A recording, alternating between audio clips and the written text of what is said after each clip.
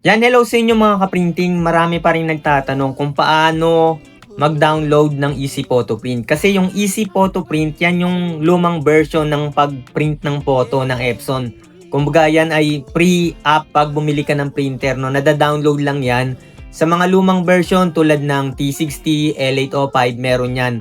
Pero dito sa mga bagong version na L8050, L3210, L3310, yung ngayon, at yung mga similar model, Epson Photo Plus na yung ginagamit.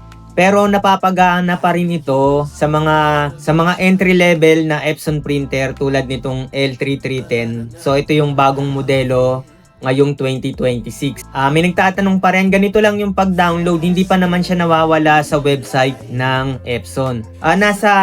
Pwede sa T60 na model o sa L805.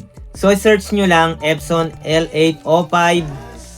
Hindi L8050 iba yan Then, click nyo lang yan.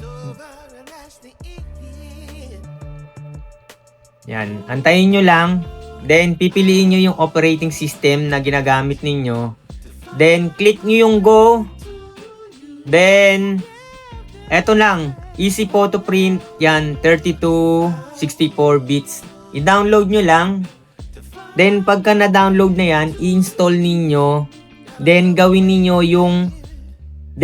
yung pagbabypass ng driver sa L382 driver. Kung meron kang L3210 pa, o yung mga similar model, no, yung mga previous model, like L3216, L3250, L5290, then yung ngayong modelo ngayon, yung L3310, L5390, L3356 and similar model, gagana tong Epson Easy Photo Print. Ito pala, hindi pa pala tapos na i-agree, then sa baba download. Yan. Pag na-download na, makikita nyo lang yan sa download. Yan, double click nyo lang yan, then pwede nang i-install. Kasi may naka-install na dito sa hindi ko na itutuloy. Ganun lang yung gagawin ninyo. Wag nyong kakalimutan yung pagbabypass ng L382 driver kasi hindi talaga siya gagana dito sa mga bagong modelo.